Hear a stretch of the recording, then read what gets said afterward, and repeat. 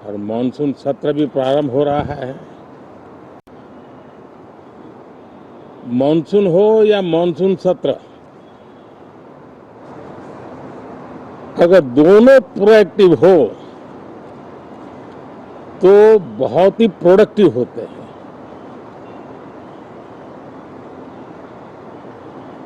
और दोनों को प्रोडक्टिव होते हैं तो देश का कल्याण होता है, जीव मात्र का कल्याण होता है। और इसलिए हम यही प्रार्थना करते हैं कि मानसून भी प्रोएक्टिव रहे,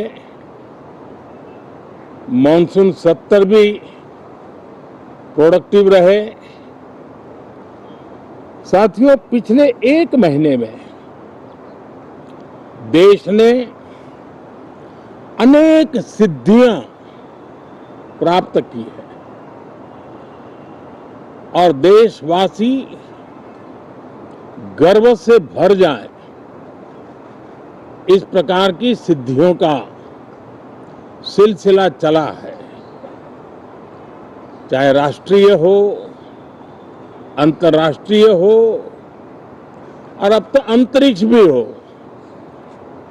एक प्रकार से भारत के लिए गर्व के पल रहे हैं। पिछले वर्ष मानसून सत्र के ठीक पहले भारतीय नागरिक इंटरनेशनल स्पेस स्टेशन पर पहुंचा था और कल ही परसों भारत का एक युवा स्टार्टअप,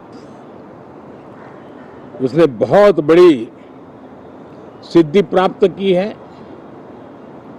विश्व के कम ही देश हैं जहां इस प्रकार से प्राइवेट साहस हुए हैं और भारत के युवाओं ने अंतरिक्ष में नई उड़ान भरी है। बहुत बड़ी सफलता है।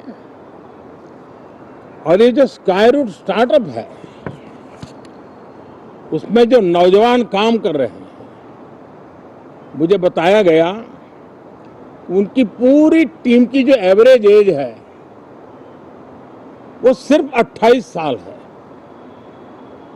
ऐसे नौजवानों ने ये काम करके दिखाया है। मैं किसी 56 साल के नौजवान की बात नहीं कर रहा हूं। मैं देश के ये स्टार्टअप ने 28 के एवरेज वाले नौजवानों ने अंतरिक्ष में भारत का झंडा गाड़ दिया है। उनको तो बधाई है ही है, लेकिन ऐसी बातें जो हैं जो भारत को आत्मविश्वास से भर देती है। विश्व में भारत का प्रोफाइल सर्वमान्य, सर्वस्वीकृत बनता जाता है। साथियों, ये संयोग नहीं, ये एक संदेश है और बड़ा मजबूत संदेश है कि हमारे देश के युवाओं की क्षमता और उनकी आकांक्षा अंतरिक्ष जितनी असीम है, इससे बड़ा संदेश देश के लिए कोई और प्रेरणा नहीं दे सकता है।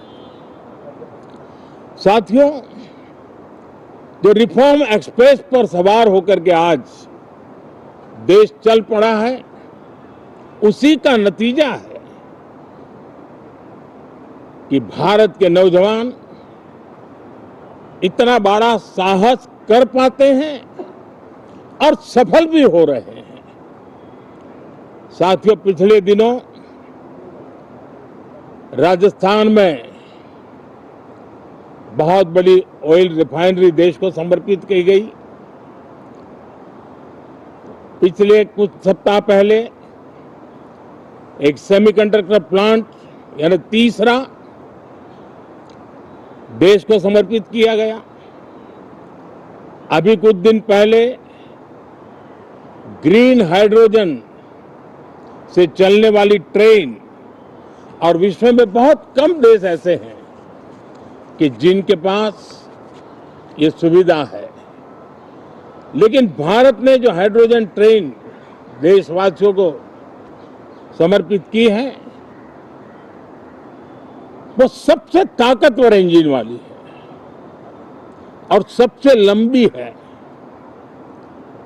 ये अपने आप में भारत के वैज्ञानिक, भारत के इंजीनियर्स, भारत के इनोवेटर्स, भारत के उद्यमी, भारत के श्रमिक, ये जो एक लक्ष्य लेकर के देश के लिए जी रहे हैं, देश के लिए काम कर रहे हैं, उसी का परिणाम है। साथियों, हम भली भांति जानते हैं और पूरी दुनिया चिंतित भी है, लगातार कहीं न कहीं युद्ध की स्थितियां बनती रही है। पश्चिम एशिया के युद्ध के कारण भारत जैसे देश जो एनर्जी के लिए औरों पर डिपेंडेंट है, उनके लिए ये पश्चिम एशिया का युद्ध एक बहुत ही बड़ा संकट का कारण रहा। Petrol, diesel, LPG, fertiliser, chemicals, यानी हर विषय में अनेक बाधाएं, अनेक संकट आए। उसके बावजूद भी भारत 7.7% के ग्रोथ से दुनिया की मेजर इकोनॉमी में सबसे तेज गति से आगे बढ़ने वाला देश बन के रहा। ये भारत के सामर्थ्य का परिचायक है। भारत किस प्रकार से उत्साह और उमंग के साथ नई ऊंचाइयों को पार करना चाहता है, उसकी इसमें एक झलक है। और ऐसे में जब ये मॉनसून सत्र आरंभ हो रहा है, देश ने स्पीड पकड़ ली है और संसद का स्पिरिट उस स्पीड में नई ऊर्जा भर सकता है। सकारात्मक स्पिरिट राष्ट्र के लक्ष्यों को प्राप्त करने के लिए बहुत आवश्यक होता है। हमारे सदन में बहुत अनुभवी सांसद भी है, दल उनका कोई भी हो, लेकिन उनके पास एक लंबा अनुभव है। ऐसे समय में उनके अनुभव की, उनके ज्ञान की संसद को भी जरूरत है, देश को भी जरूरत है। और इसके लिए संसद का चलना, सार्थक चर्चा होना, मिलजुल करके देश को आगे ले जाने के संकल्प लेना, ये मैं समझता हूं कि बहुत ही समय की मांग है। एस्पिरेशन से भरे हुए देश के युवाओं की मांग है कि हम आगे बढ़े। आज समय की मांग है कि राष्ट्र निष्ठा से भरे हुए, राष्ट्र भक्ति के लिए जी रहे आवाज को सदन में उचित मंच मिलता रहे, वे अपनी आवाज को बुलंद करे, देश को दिशा दे। और इसलिए मैं आशा करता हूं और मुझे पक्का विश्वास है, जहां तथ्य होते हैं, जहां तर्क होते हैं, वहां तूफान के लिए जगह नहीं होती है। अगर तर्क मजबूत है, तथ्य मजबूत है, तो शांत चित्त से भी अपनी आवाज को बुलंद बनाया जा सकता है। मैं आशा करता हूं तर्क और तथ्य के साथ सदन की चर्चा को समृद्ध किया जाए, हर आवाज को अवसर मिले, हर विचार को सम्मान मिले। ये संसद की हमारी भूमिका है। मैं सभी सांसदों से बढ़ चढ़ करके इस सदन में हिस्सा लेने के लिए निमंत्रित करता हूं। आज सुबह स्पीकर महोदय जी ने भी सोशल मीडिया के माध्यम से देश के सांसदों का स्वागत करने के अपने भाव को व्यक्त किया है। मैं भी उसमें अपना स्वर मिलाता हूं। आप सबका बहुत बहुत धन्यवाद। नमस्कार।